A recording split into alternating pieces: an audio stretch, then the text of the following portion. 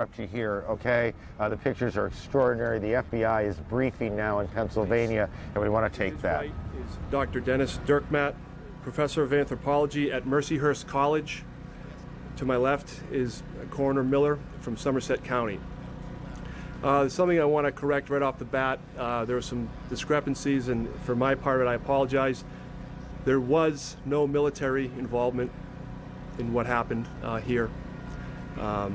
I believe I might have misspoke with concerning potential for a bomb on the plane, and if that was the case, and I apologize for that, but there was no military involvement.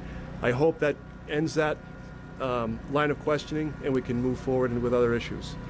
The other issue that came up this morning that I want to address is there was some concern regarding the locations of Indian Lake, the distance from the scene at the crime scene, and also New Baltimore. Indian Lake is approximately 2.5 miles. The entire lake is approximately 2.5 miles from the crime scene, the actual site of the crime scene. New Baltimore is approximately 8 miles from the crime scene. At the outset of this investigation, the Indian Lake was a part of that crime scene that was staked off by the Pennsylvania State Police. Early this morning, it was discovered that there was some debris in New Baltimore.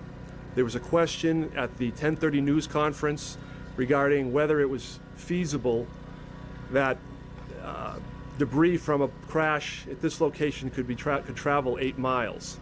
After review this morning by both the NTSB and the FBI, they reviewed what was found at the New Baltimore site. They determined that it was all things that would, very light materials such as paper, nylon, thin nylon, and things that would, if in the air with a wind, would easily blow. Researching what was going on with the wind and the location, at the time of the plane going into the ground, there was a 9-knot wind in a southeasterly direction. Both Indian Lake and New Baltimore are southeast of the crime scene at that 2.5 miles and 8 miles. According to the NTSB, not only is it plausible that debris from this crash could be in both these locations, it is probable that this stuff is debris from the crash that we've been talking about for the last couple of days. There's no evidence has been uncovered as of yet of any other second plane or of anything else being, or of a second crash or of any other plane being involved. And as I mentioned earlier, there's absolutely unequivocally, there's no military involvement in the plane going down. We did have an incident earlier today regarding a breach of security that I'd like the Major to address at this time.